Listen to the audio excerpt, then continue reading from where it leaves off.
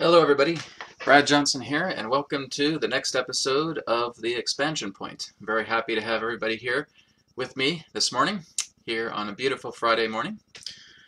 And so with The Expansion Point today, episode 3 is going to be all about exploring the law of coherency. Now in the very first episode, I was talking about how the law of attraction was an incomplete law, and that there is a much greater law to that idea, and it is referred to as the law of coherency. And so the law of coherency today that we're going to be looking at has many different forms of fundamentals around it, not just through the idea of attraction, but also through the idea of repulsion, but also looking into the key ingredient relating to coherency, which is relationship. So we're going to go ahead and begin our presentation today. And so, to understand coherency, one must understand the power of choice. Choice determines what is brought to us and what is released from us.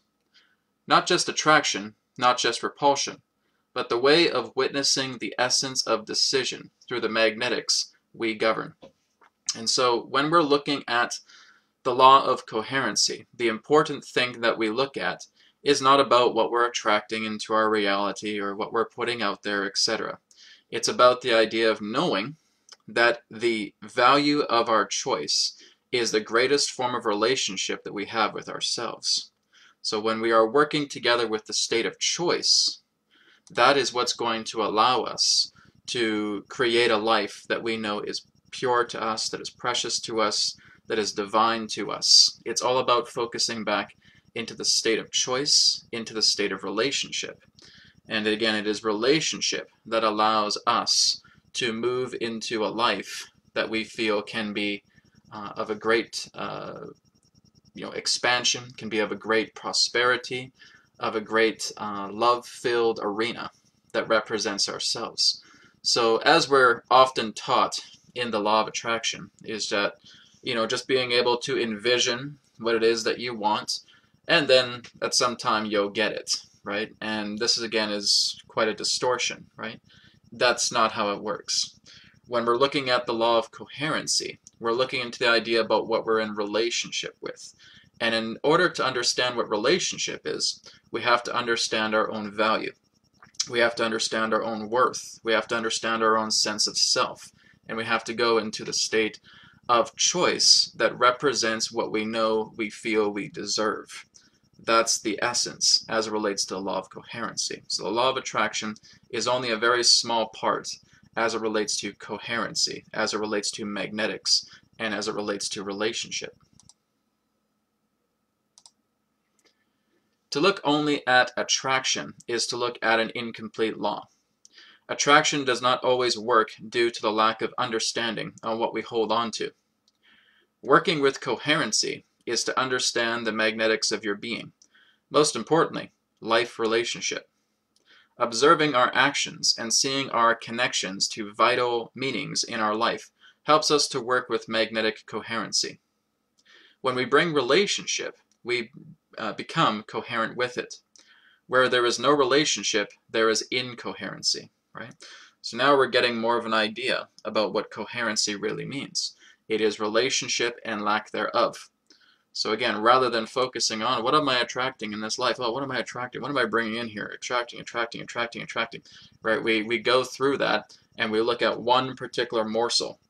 We look at one particular sine wave that's coming in an input fashion, right? We don't even bother to look at our output.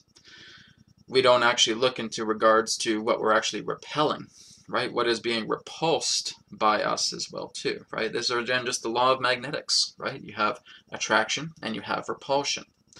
But again, it comes down to a much more fundamental aspect, and that relates to the idea again of your own value, right? So we want to be very, very mindful about how we are constantly saying, law of attraction this, law of attraction that, etc., etc.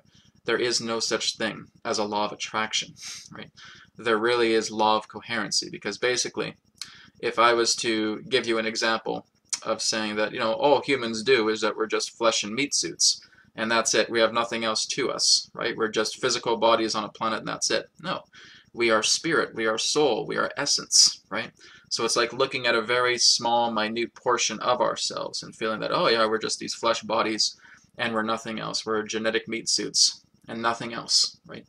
That's basically, what law of attraction is saying, is that all you do is you just attract. You just attract these things, just bring these things into attraction, blah, blah, blah. It's one of the greatest distortions there is, right? You want to be very, very careful with this, right? Again, it is an incomplete law. And again, if we're only just looking at law of attraction, law of attraction, law of attraction, this is again why so many people are so confused and often get very frustrated by the law of attraction, because they do what a lot of the law of attraction experts say, but nothing really comes together with them, and then they become just completely depressed. They get frustrated, they get angry, and they can't find out exactly why isn't attraction working for them, because there's much more to this principle than just the idea of attraction. See, it's not the attraction that is incorrect in any way. It's that that's not all there is. Right? You have to look into coherency. You have to look into the idea of relationship. That's the most important part of this entire law, is to look into the aspect of coherent relationship with what you know you want to create. That's paramount to this. Coherency does not always lead to a positive result. What we assign value to is not always what we prefer, but what we feel we deserve. Example given: to be coherent on fearing failure will bring excessive failure-based situations into our life. For coherency to be with us in complement, the inner exploration of ourselves is vital. Let what you deserve be in favor with who you wish to be. Form relationship with who you are and observe the coherencies around you. Give love to where there is lack, and lack will become love. Therefore, you form relationship with new states of being. This is where you are in alignment with what you're coherent with. Become coherently wise. Okay? So, what this is basically stating is that in order for us to understand coherency, we need to understand what we are worthy of. We understand what we are validating in that way, right? So if we validate that we're very much down in the dumps, that we're not thinking too highly of ourselves, then we're going to create that impression of bringing in all of these forms of situations that are saying we're not very high on ourselves, right? We fear failure, right? And so we can try and envision and envision and envision and try to attract and attract and attract new things. It's not going to work, because you're still afraid of failure, right? Because you don't see yourself becoming a financially abundant person, or you may not feel yourself deserving a particular type of romantic relationship, right? So you can sit on the couch and you can meditate all day long, right, to get visions and say, oh yeah, bring me a partner, bring me financial abundance, bring me success, because I'm a failure, right? The universe isn't going to do that, right? It's going to tell you everything that you're holding on to that's preventing you from going to that next level, right? This is coherency, because what you are in a coherent relationship with is the feeling of failure. What you're in a coherent relationship with is feeling that you don't deserve financial abundance. What you're in a coherent relationship with is feeling that you need to be alone and you don't deserve a partner, right? That's what you're aligned to. So this is why when we're just looking at the law of attraction as itself, it becomes useless, right? Because we're not actually looking into the coherency of what we are actually putting together that relates to our relationship of bringing in these situations, right?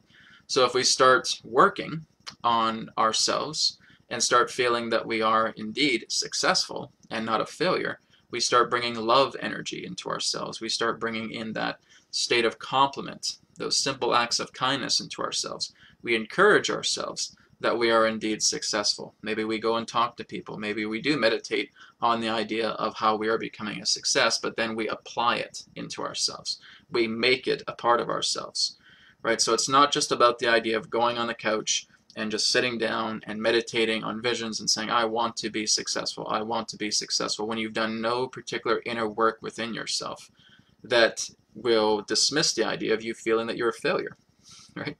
That's the important part. You need to understand that the relationships are all about the idea of a healthy nature, of a healthy transformation that we are going through, right? So when we're looking into the idea of relationships, we are valuing those relationships. That's how a relationship becomes one. It's the idea of value on both sides, right? So when we have a best friend, we have developed a very harmonious relationship because we love, appreciate, and respect each other, right? If you don't love, appreciate, and respect yourself, how do you expect to get all these wonderful things into your life? It's not possible, right? You need to start developing yourself inwards and saying, I do deserve to be successful. I do deserve to be financially abundant. I do deserve to have a wonderful partner within my life, right? And I'm demonstrating that through my actions. I'm following simple acts of kindness, of compliment on a daily basis, and this is what's transforming my life, right? I'm feeling worthy of the relationship that I'm creating. That's coherency. Now you're becoming coherent with that magnetic of success, that magnetic of a relationship, that magnetic of financial abundance, right? Whatever it may be. So as long as you know that you are in the alignment of saying, oh, absolutely, I already know I'm a very successful person and I can bring this to me, no problem. Great. Now attraction works together as a reciprocal to that, right? It reciprocates that energy. So the aspect of attraction is an effect. It's not a law, right? This is, again, one of the biggest distortions in the New Age community right now, is that attraction is not a law. It's an effect, okay? It's an effect as it relates to the idea about what we are doing relating to the coherency of what we align to, right? So everything that takes a part of your life is all based upon coherent relationship, right? Where there is no relationship, there is incoherency, right? So if you want to say, I want to go be an astronaut and I want to go, blast off to the moon, but you've made absolutely no effort, you've had absolutely no relationship with that idea, that's an incoherent idea because you've formed absolutely no form of relationship with that, right? It's not even really pondered within your reality, right? So everything that represents the circle of our relationship is the circle of the law of coherency within ourselves. We're becoming coherent. We're becoming magnetized. We're becoming valued. We are being able to create a family in that sense as it relates to the situations, circumstances that we have brought in through our own mindset that said, I am valuable with this. This brings me value, right? This is who I am. I validate this. So when you are going into the law of coherency, it's not about what you attract. It's not about what you repel. It's what you're in relationship with. It's about looking into the depth of that relationship because, as I've stated, there's positive and negative as it relates to coherency, right? So again, we can feel really down in the dumps and feel ourselves as a failure. Therefore, we're coherent with failure, right? That's our abundance talking. Our abundance comes through coherency, right? So if we feel, oh, I'm never going to amount to anything, this is going to be a horrible idea, this is all going to blow up in my face, it's going to be awful. That's the relationship I have with that situation. And so I'm just going to keep bringing in all these situations that encourage that failure to take place, right? This again is why, don't focus so much on the law of attraction. You're focusing on an effect. You're not focusing on a law, right? So attraction is just a natural process about what is coming to you based upon your relationships as it relates to your coherency, right? As it relates to who you know you want to be, right? So you have the ability to be an incredible person, exploring all different facets of wonderful themes of life that you can bring into yourself, but you have to feel worthy. You have to deserve that feeling. You want to say that I'm going to bring in all this great financial success to my business because I see myself as this successful business person, and I'm going to demonstrate it. There you go. Now you're in the mentality. Now you have created the relationship of that coherency relating to financial business success, right? I want to be involved as a psychic. I want to develop myself as a channel. I want to become a medium. Okay, I'm demonstrating that. I'm putting effort into this every single day, right? I'm dedicating myself to this. I have so many people that come up to me and say, oh, Brad, I want to be a psychic. I want to be a channel, right? I want to channel Adronis like you do. Or I want to channel another being just like you channel Adronis, etc. And I really want to do this. And I say, okay, have you started channeling? Oh, no, not at all. Well, I mean, that's your problem right there, right? It's like looking at a swimmer who has never jumped in a swimming pool, but they want to become a swimmer, right? Have you ever jumped in a swimming pool? No, no, no, no, no, but I like the idea of being a swimmer. Well, you haven't even jumped in a swimming pool, man, right? So what's going on? So the whole idea here is that you can become anything you wish, but make sure you're applying it, making sure that you're diving in, right? It's not just about sitting on your couch, meditating on these things and thinking that they're just going to magically come into your life when you know you don't deserve them, right? That's what causes all of this rippling feedback, why people get depressed, why they get upset, because they don't feel they deserve their manifestations. They feel that they're just going to, meditate and put out this big vision and saying, "Give me $25 million," right?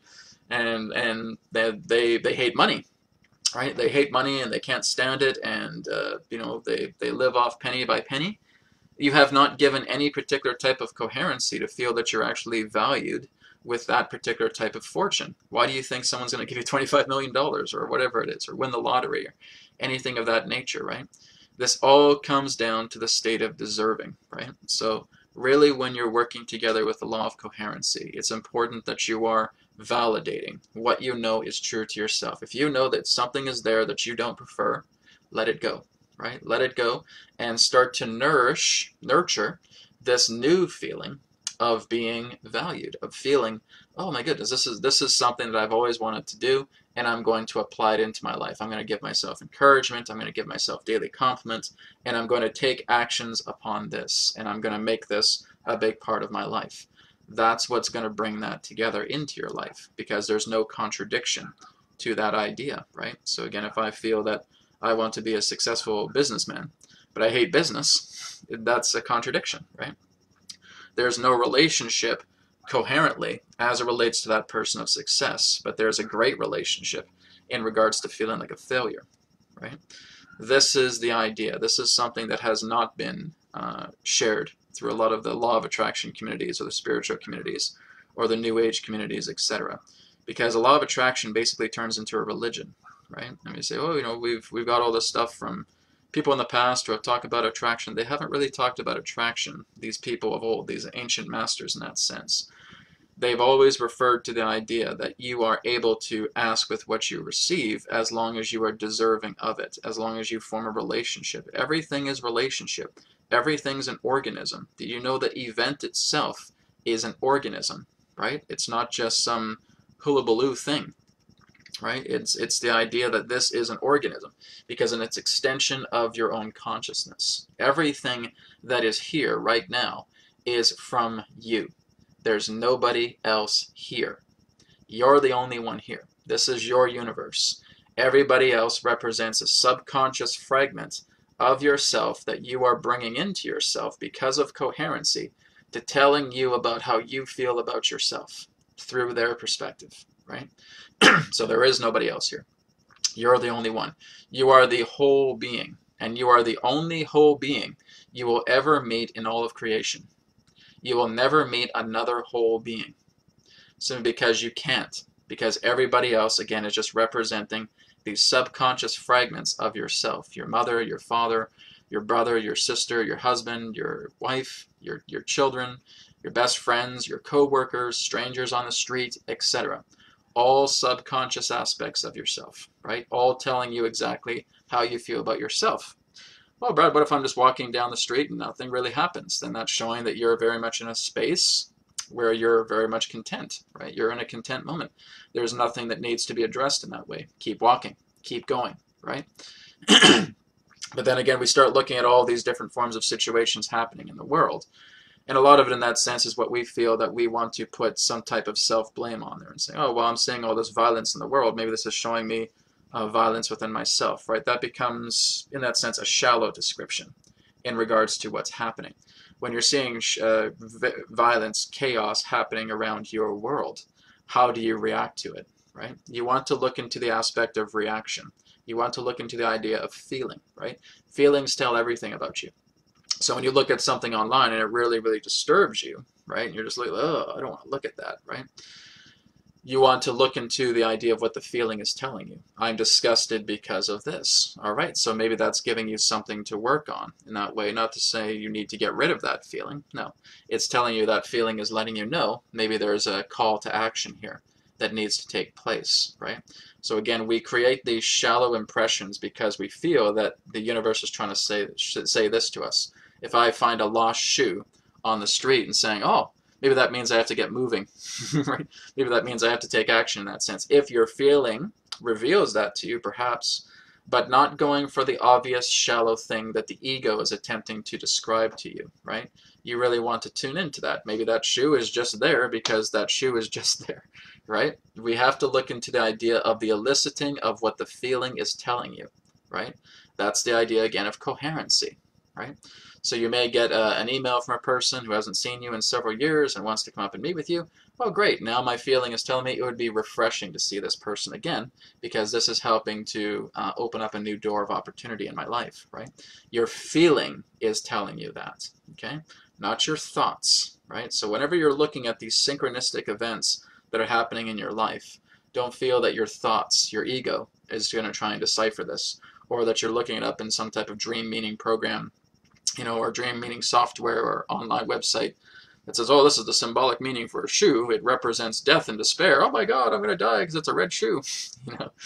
Again, we get too carried away with a lot of the ego thoughts, right? We just need to look at that and we look into what our feelings are telling us about that particular situation, right?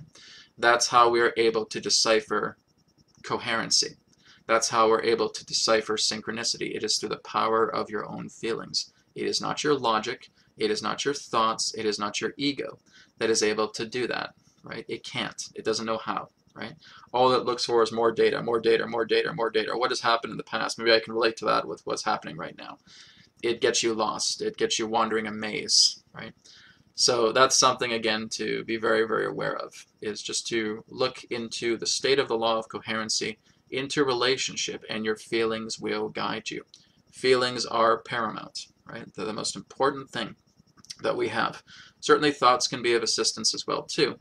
But when we're looking into the logical mind is basically obedient, is meant to be obedient to feelings, right? Feelings are like the blueprint, right? They're telling you of these ideas, these concepts, these inceptions that you're getting. And now we're using reasoning, logic, and thoughts to patternize those together into reality. The idea of logic being paramount is what creates the greatest distortion there is in your life. Logic is not paramount. Logic is only meant to obey what the blueprint of feelings tells it to do, right? So you have to look at your feelings like a queen bee in a hive, right? The queen bee is what brings life to the entire hive. They go and they tell the workers, go out, collect pollen, bring it back to the hive, right? So if a worker bee is going to be defiant, saying, no, I'm not going to do that, to hell with this, right? I'm rebelling, I'm not going to be a part of this hive anymore, goes off on his own, what happens? He dies, right? He cannot live without the hive. But that's the same thing with us, right? The hive is our feelings, and it is the queen bee. It is the feminine. It is the feeling center that's in charge, really, because that's where all the ideas come from. That's where all the actions, the applying together to make us basically go into those actions come from, is the feeling, is the blueprint, right? Then we become inspired, and now the logic comes in and starts patternizing everything in that way, right? So the whole idea is that feelings are the blueprint, and logic, reasoning, is the aspect of the materializer, the constructor in that way. That's the nature of the relationship.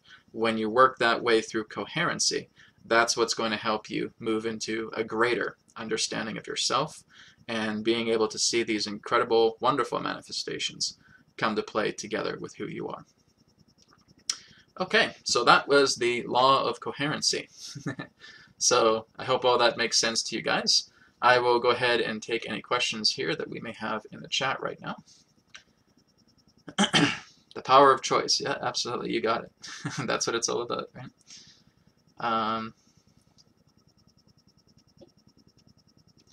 Okay. Let's go down here. Just woke up to realize I was listening to your show while sleeping. Nothing like a good hypnopedia session. Thank you for popping up on my phone while I was asleep. My subconscious thanks you. No problem. Well, thank you so much for being here. I really, really appreciate it as well, too. So again, this is what I would suggest for everybody, is just go ahead and practice this today. Now, as I talked about in the very first episode of the expansion point, relating to that of the theta state, right? Power of the theta, going into the theta state and start being able to manifest what you know you're in deserving of, what you're in a relationship with, right?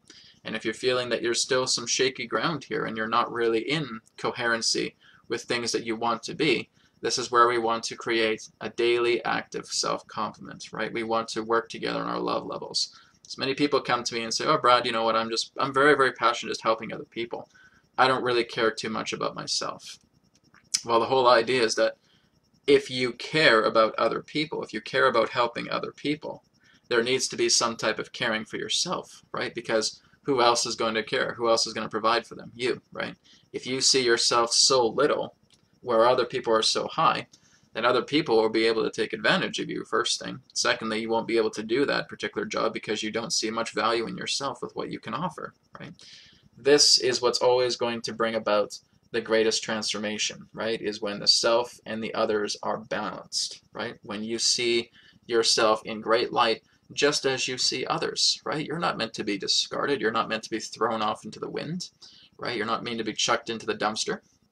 You have a great amount of value. You have a great amount of transformational qualities and energies within yourself. And when you learn to work with yourself, and actually put yourself first before anybody else, this is actually what's going to bring about a great deal of promise there. And some may ask, well, Brad, why would I put myself first? Because if you put anybody else before you, you will become unfulfilled. Nobody else on this planet is capable of fulfilling you because you've never met another whole being. You're the whole being. Do you think you're actually serving other people? You're serving yourself. Certainly those are soulful entities, but you're serving yourself because they represent a reflection of who you are, right? Get on your own side. Form an alliance with yourself. I'm not saying being cocky and being arrogant and you know, I'm the most loving person on the planet, nobody else can compare to me, right? Then that becomes egotistical, right? But it's the idea that you're bringing in as much love to yourself as you would feel that you would be with anybody else, right? You need to get on your own side here. You need to get into a state of complement with who you are. So again, that's honoring yourself. That's loving yourself. Really, it really just comes down to these three principles. Love and honor yourself. Love and assist others. Do no harm if you are unwilling to assist others, right? So nourish innocence. Do no harm, right? So nourish the innocence with yourself because you're a being, just like everybody else is a being.